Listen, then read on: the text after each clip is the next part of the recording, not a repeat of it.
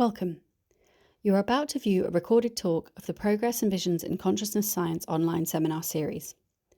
This series is organised jointly by the Association for Mathematical Consciousness Science, AMCS, the Mediterranean Society for Consciousness Science, and the Oxford Mathematics of Consciousness Network. While every session consists of a talk and discussions, the latter are not recorded and the following will only contain the talk. We hope you will enjoy it.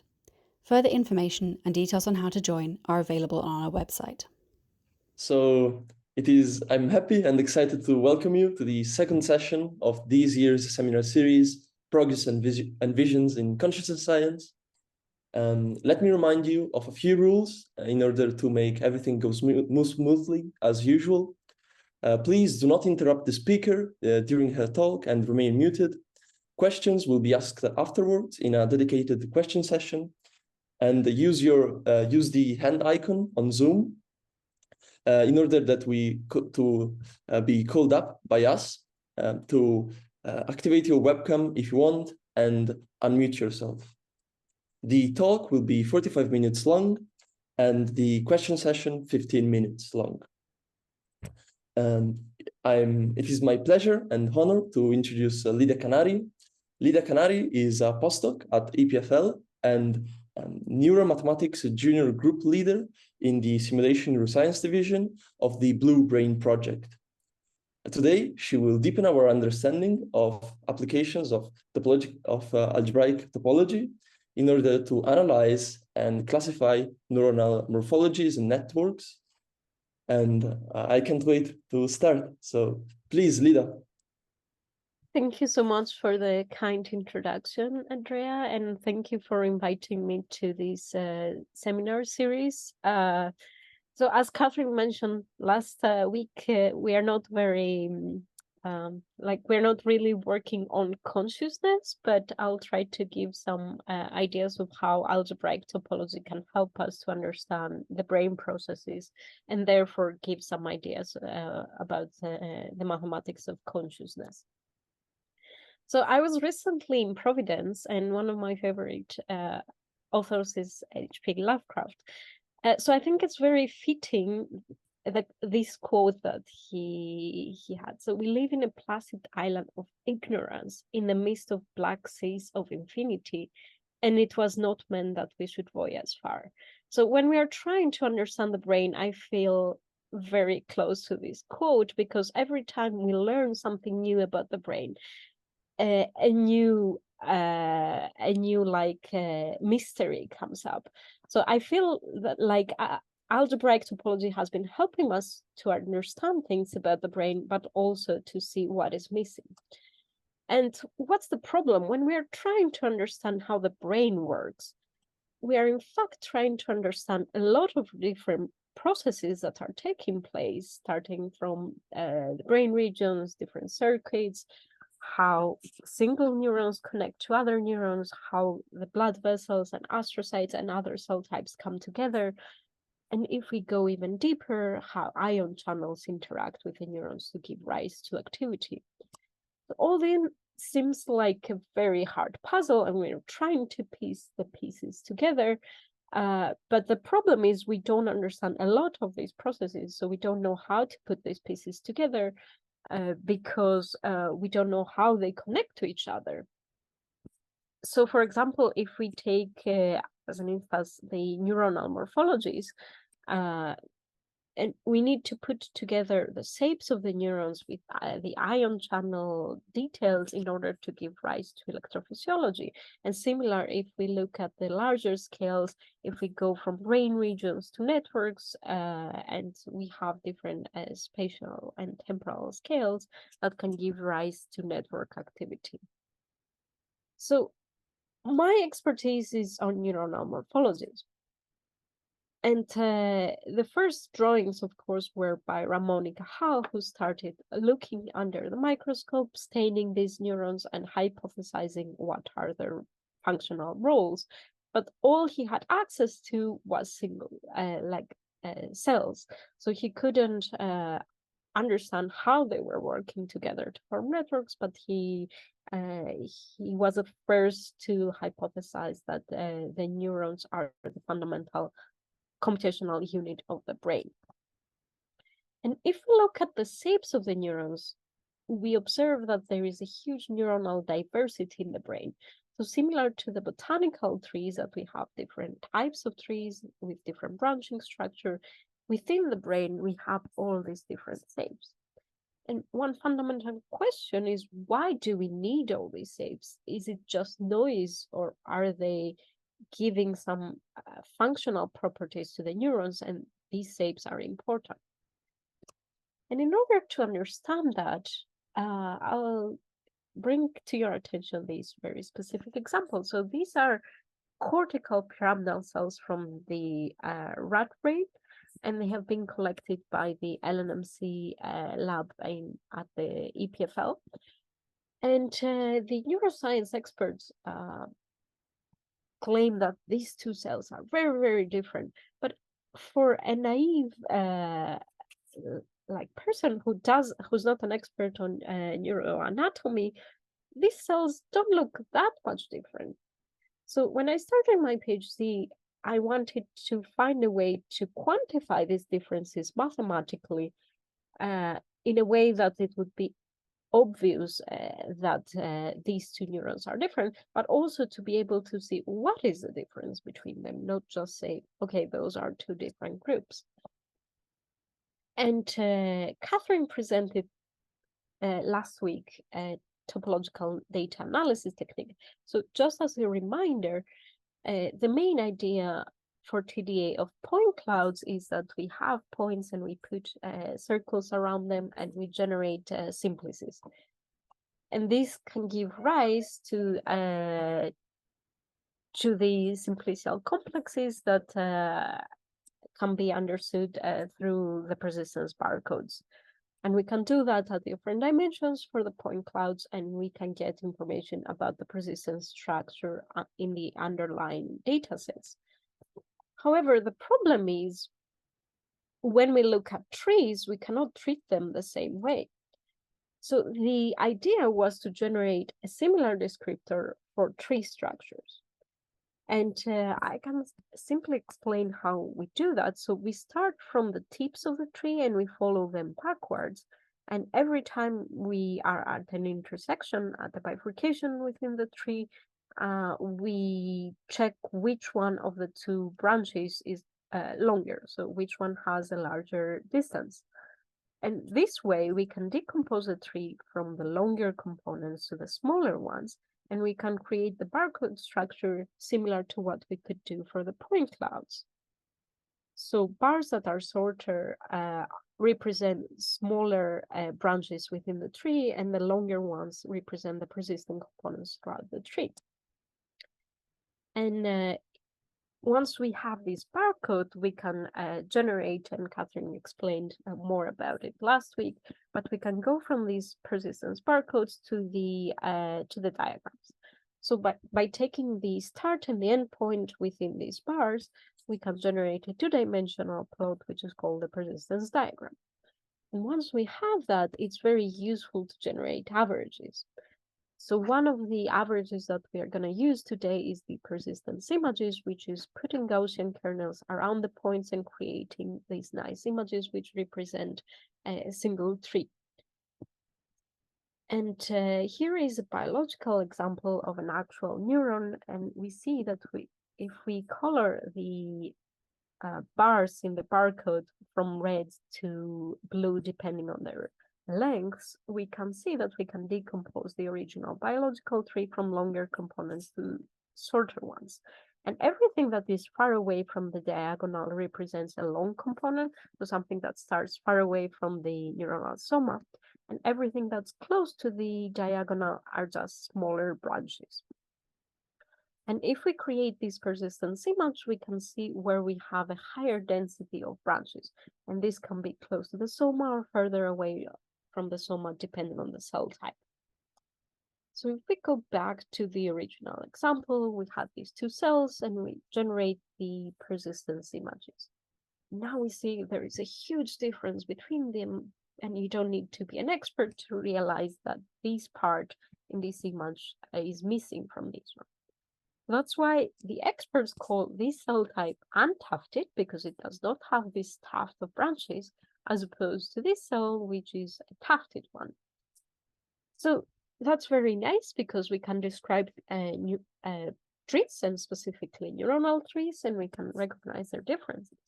But the advantage of having a mathematical tool to describe neurons is that now we can perform very precise operations. So if we subtract these two images, we see that we obviously have the difference of the tuft, which is evident if you just look in the images. But we see a secondary effect close to the soma.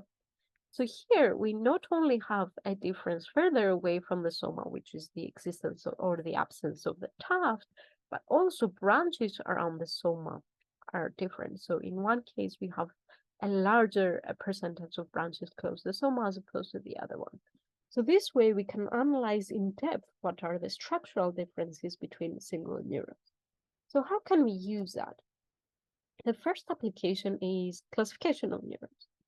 So once we have some different cells and the experts have assigned classes to them, we can take these cell types. So this is an example of layer 4 pyramidal cells within the cortex, and we can generate the average persistence image for each cell type, so many different trees. And if we put them together, we can see what is the difference between them. So in this very simple example, we have cells that are small and they're close to the soma, and we have cells that extend further but do not have a tuft. And then in the third group, we have the existence of a tuft. So this way we can use this type of descriptions to assign a classification task, and therefore we can get the classification accuracy very easily. And we see that in this use case of the cortical pyramidal cells of the rat, we can distinguish them very nicely with just a very simple machine learning technique by using these persistence images.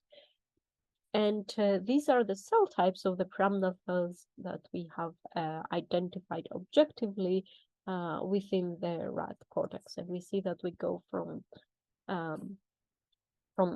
superficial layers, so layer 2 and 3, which the cells are smaller, to deeper layers, layer 5 and 6, that the cells become much larger.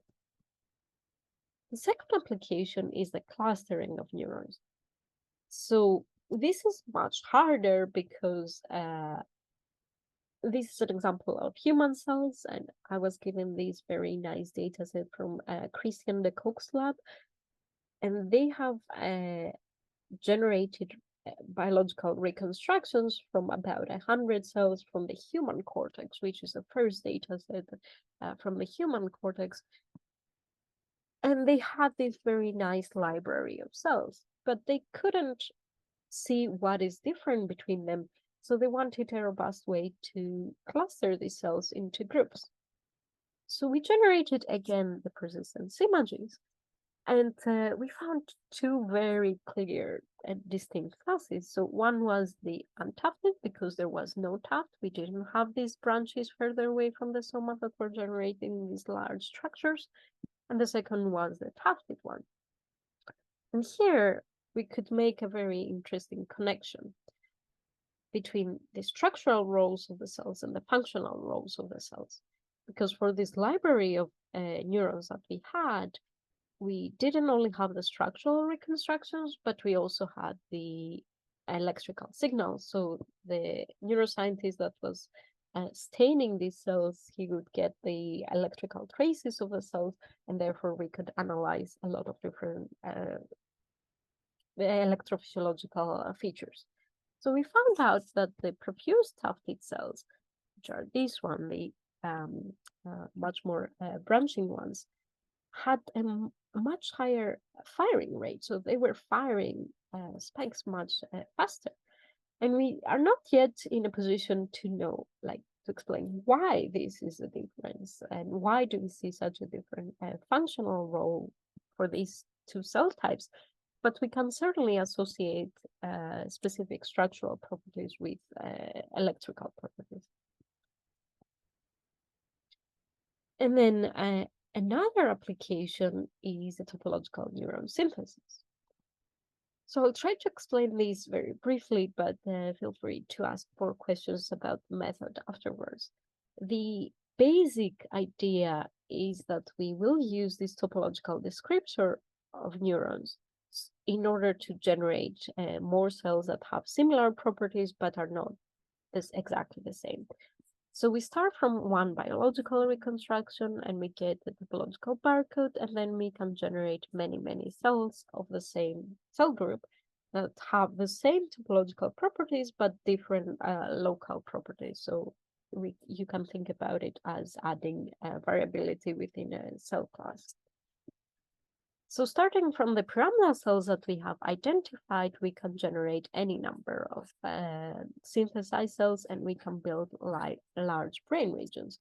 And you see here the structure of the cortical column that I mentioned before. We go from layer 1 to layer 6, and as we go deeper, we have larger cells. So the basic idea for that is that we start from the soma and we start growing this neuron. And in order to obey the topological structure of this neuron, we take advantage of the barcode. So at each point that we grow one new component in the neuron, we ask, am I going to continue growing, to bifurcate, or to terminate? And every time in the barcode that we have a new bar, the probability to bifurcate, to create two branches, increases. So therefore, when we reach this point that we have this new bar, the growing tip of the neuron is going to bifurcate. And then every time we reach the end of one of these bars, the probability that this growing branch will terminate increases. And this way we can control where we bifurcate and where we terminate when we are growing the neuron. Now, in order to get to these points of bifurcation or termination, we use a very simple random walk model in between, which has some directionality, so we can generate more realistic shapes. And then at the end of the process, we also add diameters, because the thickness of the dendrites is very important for their electrical behavior. So we have a model to create accurate diameters.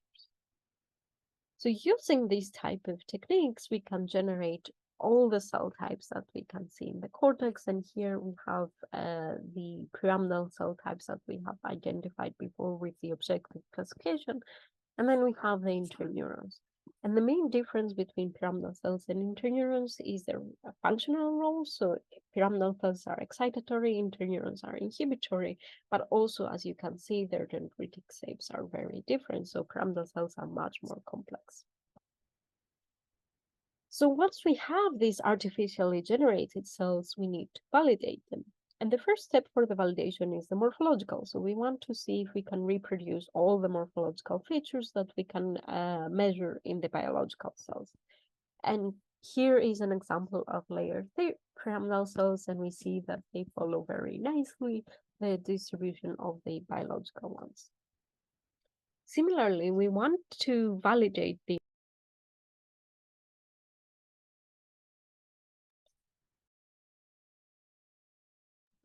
Okay, can you hear me? Sorry, it was my fault. Sorry. Okay. Yeah. So once we have the morphological properties validated, we want to see how these cells would respond to electrical signals. So we stimulate these cells computationally, and this is an example of a real reconstructed cell, and this is an example of a synthesized. And we see that we can generate very similar behaviors in the electrical responses of the cell. And then we measure again some electrical features to see how much we deviate from the original biological population. Once we have that, we can start to build networks out of these cells. And the idea is to put all these biological cells into a cortical column to create the connectivity. And then we do the same for the synthesized cells. So we generate one column which represents the biological reconstruction and one column for the synthesized ones. And then we see if we get the same connectivity patterns in the two. And we confirm that we can reproduce the connectivity that we have in the biological cells, and we see that the deviation from the diagonal, which means how many synapses we have in each pathway are very similar, so they don't deviate from the diagonal, so we can reproduce pretty accurately the results of the biological reconstructions.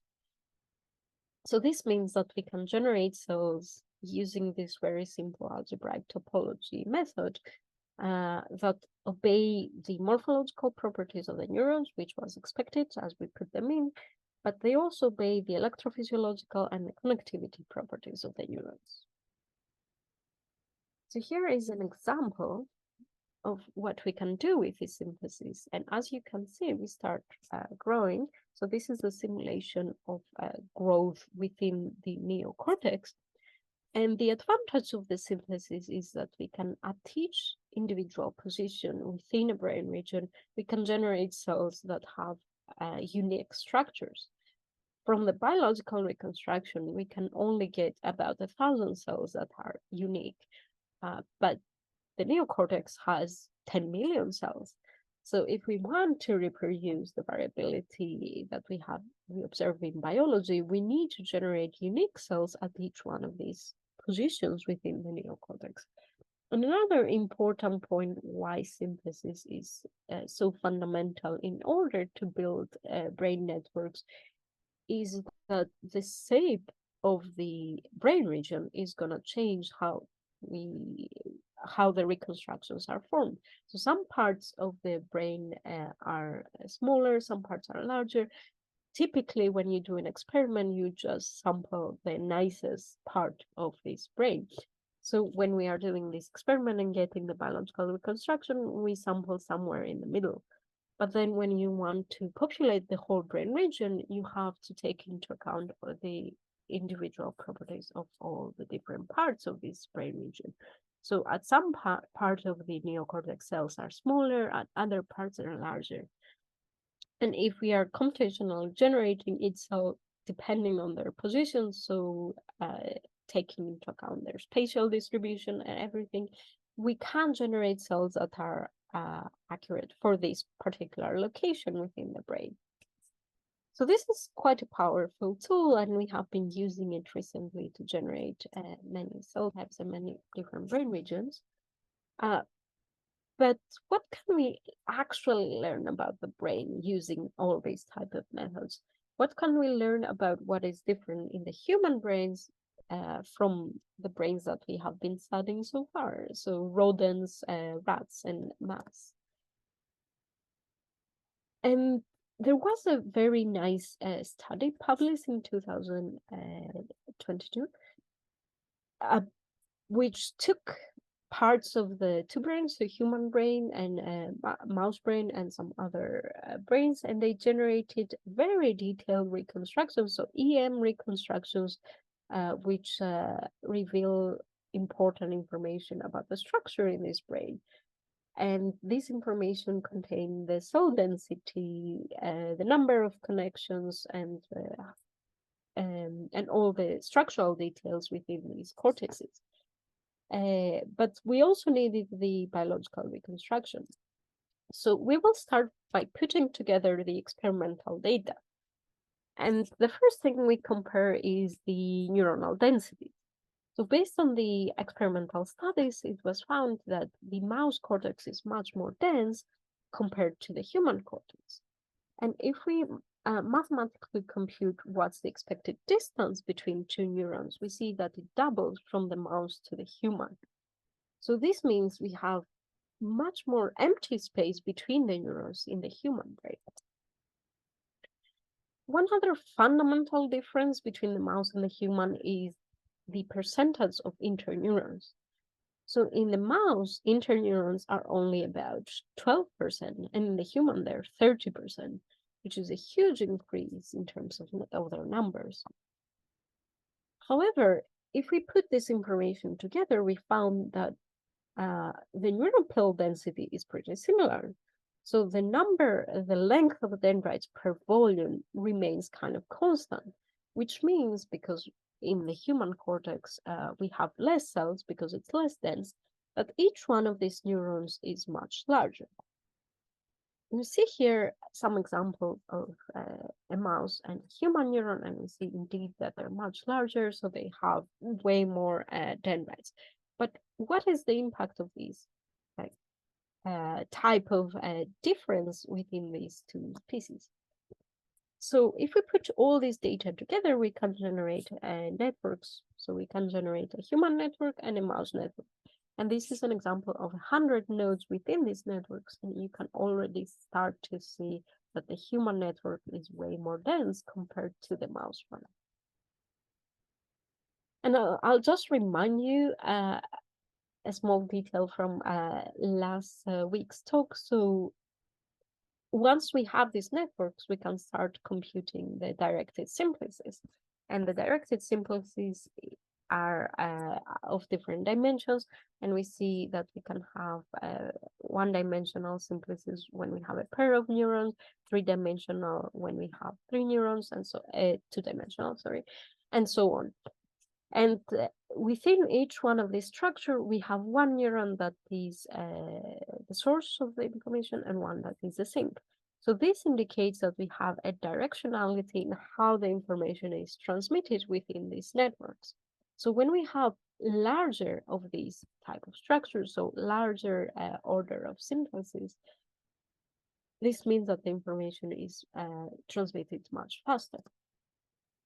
And this was an example of the analysis that was done on the rat neocortex. And we see that the number of simplices is much larger compared to some random models. So now we're going to use the same technique to study the differences between the mouse and the human cortex. And keep in mind that this is just a very simple model. So it's just the number of connections that we would get in terms of apposition. So these are potential connections. So we don't know exactly how this will look, but we expect that they in the real tissue, but we expect that it will be a very similar behavior because we are just putting the data, the experimental data together.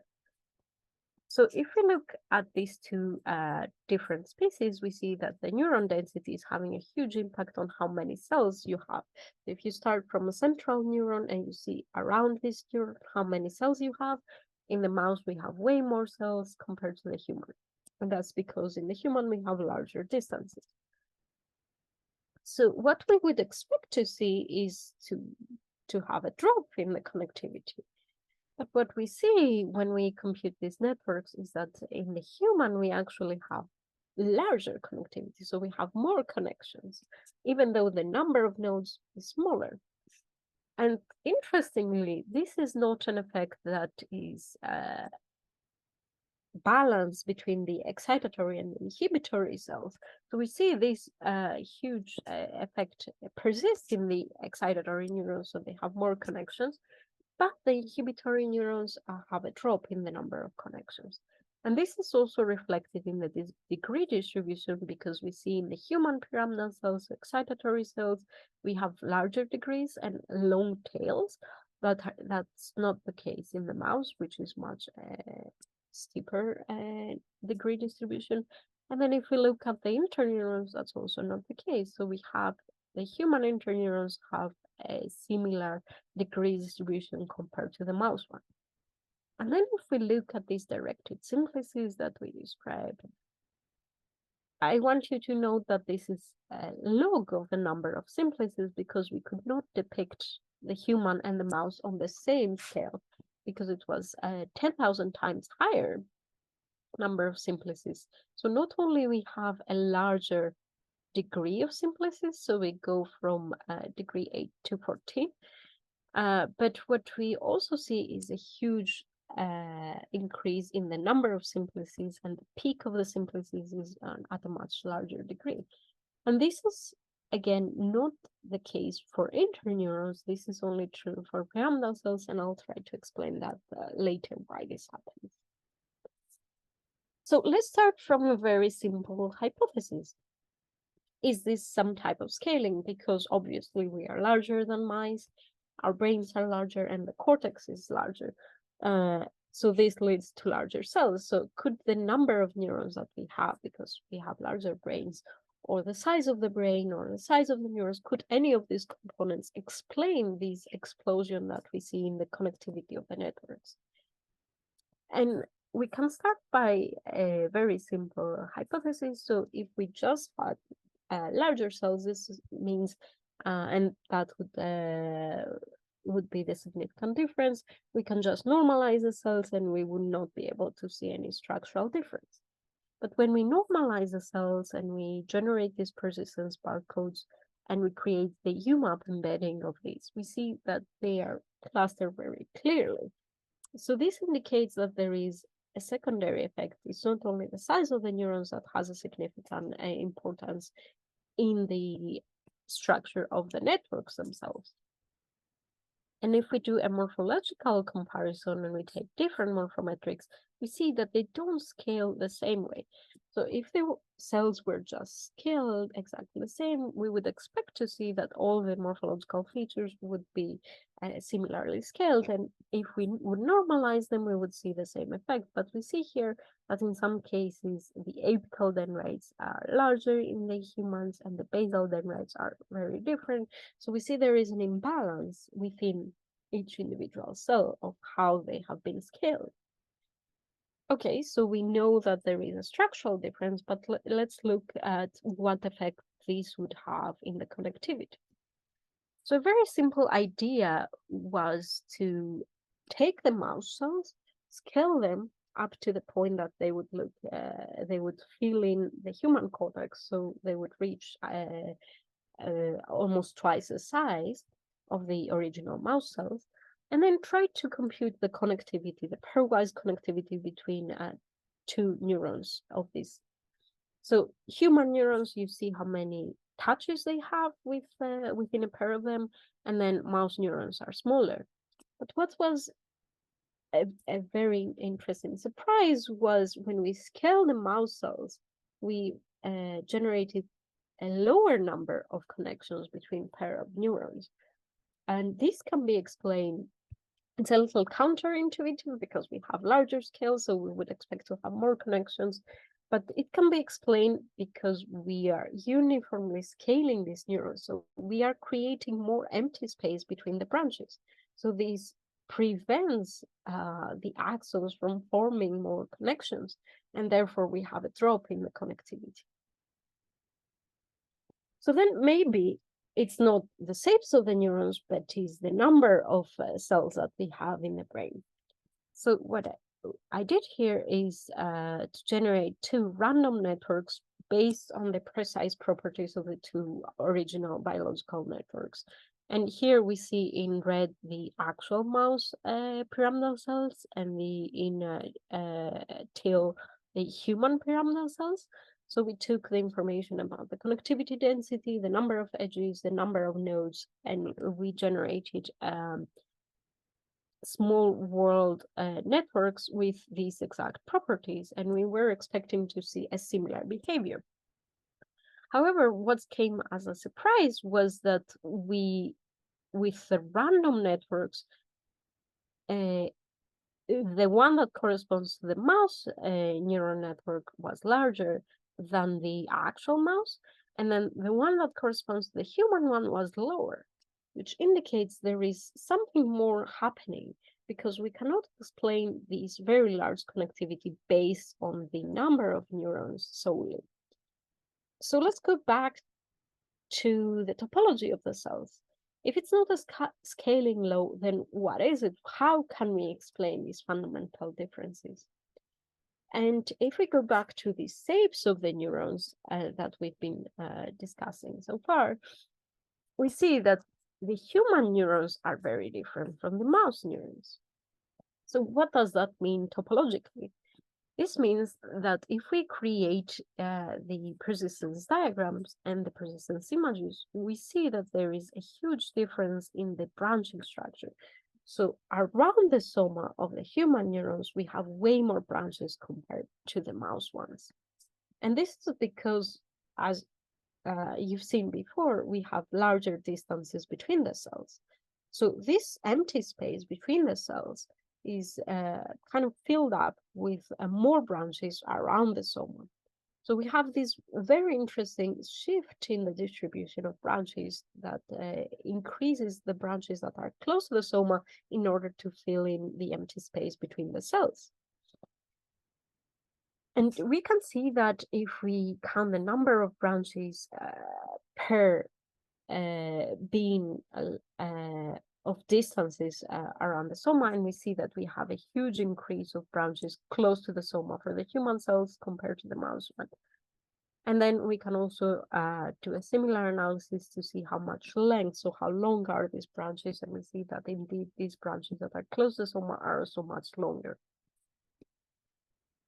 Then we can try to explain these observed differences by taking different scaling laws and creating some type of optimization. So if it was a scaling law, what would be the optimal scaling that would minimize the differences, the topological differences between the two species? We generate this curve based on this optimization law, and we see that the data do not fit this curve at all. So they're very different if we compare cell by cell from the human to the mouse cortex. Okay, so maybe it's just very simple type of optimization. It cannot be a uniform scaling. But what about non-uniform scaling? We did a much more complex optimization, and these included different parameters for the termination, so the end of the branches and the bifurcation. And again, we see that the optimal scaling would fall somewhere around here. The data are quite further out from this optimal distribution. So it's certainly not just a simple scaling, so we cannot really explain that just this type of behavior just by scaling differently the branches. So if we want to summarize topologically, the pyramidal cells are very different because they have this large density of branches around the soma. And if we take a closer look to the inhibitory cells, so I mentioned before about the circuits of the interneurons versus the pyramidal cells. So what is the difference topologically of the interneurons? And if we perform exactly the same analysis, we see that they're not so different. So this huge increase of branches that we see in the pyramidal cells, that's not very present in the inhibitory cells. And we focus here on the basket cells, which is a specific type of inhibitory cells that are typically more common within the cortex because we have more data for the basket cells in the human cortex. And we see that there is a very different effect in these two cell types. And this effect can also be summarized in the persistent images. So we see that there is a huge difference in the pyramidal cells, but in the inhibitory cells, it's a much lower effect from the human to the mouse. So if we want to summarize what we learned, we see that the node density within the networks combined with the neuron complexity, they have different directions. So the node density is decreasing in the human and the node complexity is increasing. And it looks like the complexity of single nodes has a huge effect on the generated network because these high dimensional simplices, which are way more abundant in the human, are only present in the inhibitor cells, which are also very larger in terms of topology. So we see that this effect can be propagated into the network. And here is just a schematic of pyramidal cells. So, and interneurons. So the triangles are pyramidal cells and the interneurons are more symmetric, so they're circles. So here we see kind of the picture of the human brain of what it would look like between excitation and inhibition. So the excitatory cells, these huge pyramidal cells, have these large structures that create these higher dimensional simplices of all-to-all connected parts. And they need to be controlled by interneurons.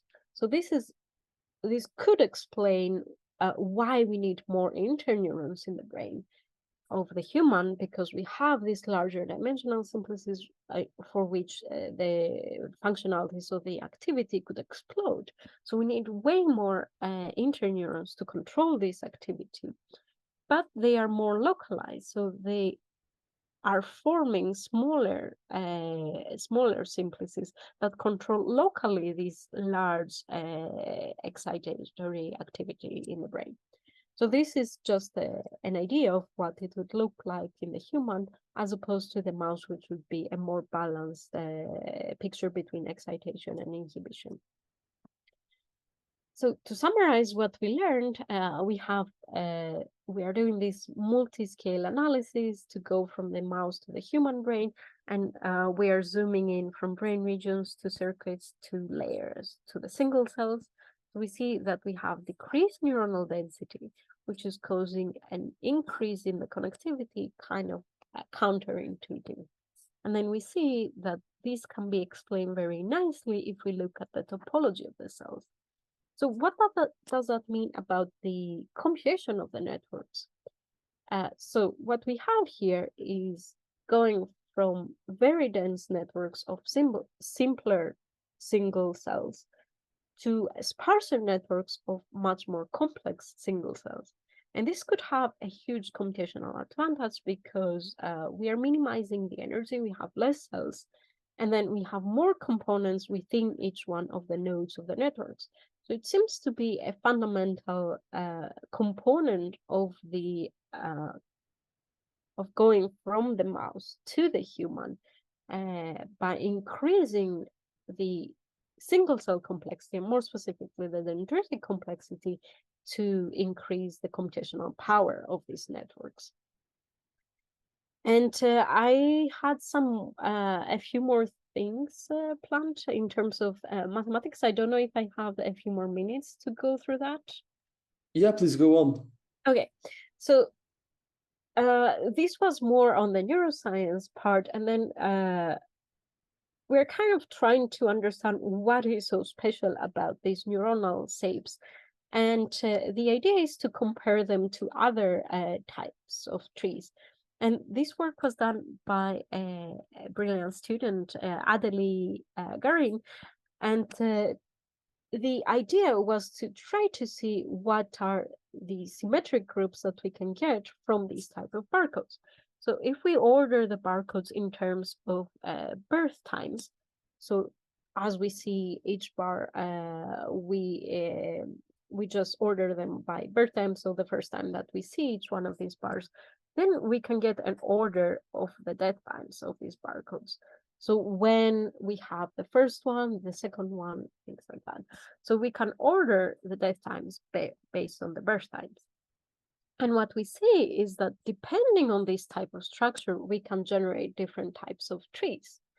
So the idea is for each one of these barcodes, we can determine based on the order of the deaths where the branches go in the trees. So if we can have this type of trees, or if we can have the smaller bar creating a branch at different parts of the tree. So if we generate all the possible combinations, we see that we can go either from one tree to 6 trees that we can generate based on the structure of the barcodes. And this is because as we are doing the synthesis that I described, you can put the smaller branches only, you can attach them only to branches that are larger. And this is because of the elder rules. So any branch that would have been larger would have generated a different component in the barcode. So we cannot really do that. So based on these simple rules that we generated the barcodes from, we have a number of trees that we can generate. So once we compute these for actual biological data, and sorry, I missed the caption, but here you see the actual biological trees are the blue ones. And then we compare them to random trees, we see that there is a statistically significant difference between the random trees and the biological trees. So in terms of symmetry within the barcodes, we see that the biological trees are generating, the biological barcodes are generating a smaller number of trees. So they're more restricted in their structure as opposed to all the pool of trees that we could have just randomly. And this plot was done only for the cortical pyramidal cells that we've seen so far. So this is just a subset. We were curious to see if this behavior persists to other cell types. So we took a very large number, about 20,000 cells from different cell types and different species, and we see that this behavior is quite consistent both in the dendrites and in the axons. So there seems to be a fundamental symmetric rule that we don't yet understand. So that was the first way in which neuronal barcodes are very different from random barcodes. And the second point is coming from the universality of random persistence diagrams that was recently proposed by a very nice paper by Bobrovsky. And they claim that if you just increase the number of points in these point clouds, you can converge to a very specific distribution. And this distribution, they found out to be the Gumbel distribution, and they performed that in random shapes, as well as random point clouds, as well as some specific input data sets, and they found out that they get exactly the same distribution. So they have proposed that this is a universal property of all barcodes, but this is the case for neurons. So another great student, Christina, took these type of data sets and generated this distribution, and then she wanted to see if that's the case for neurons. And we found out that this is not the convergence for neurons. So we cannot converge to the same distribution that all the other shapes seem to converge to. But then as he was doing that in the process, he also found another shape that does not converge to the distribution that was proposed by Bobrovsky. So we see that neurons are kind of unique in the sense that they don't fulfill the universal properties that have been proposed, but there are also other shapes. And then the question is, what type of properties within these barcode structures that we can generate from real shapes are causing this discrepancy between this convergence rule that was proposed. So to summarize, we can use topological data analysis to describe neural morphologies and to generate artificial morphologies that look like the biological ones. And we can start understanding what is the link between the topology of single cells. Well, actually, we can start to understand that there is a link between the topology of single cells to the topology of the networks. But there remain a lot of questions. So in terms of symmetry, why are the neurons so special? Why do they break the scaling laws that we've seen in TDA? And how can we understand what are the principles mathematically that go from the topology of single cells to the topology of networks? So as you can see, as we are finding more questions, we are adding way more to the unknown questions. And with that, I would like to thank the very large team in the Blue Brain project that contributed to the simulations and the visualizations and the nice video that you've seen. And of course, Catherine, Adelie, and Christina for the more mathematical aspects. And thank you so much for your attention and for inviting me to the seminar.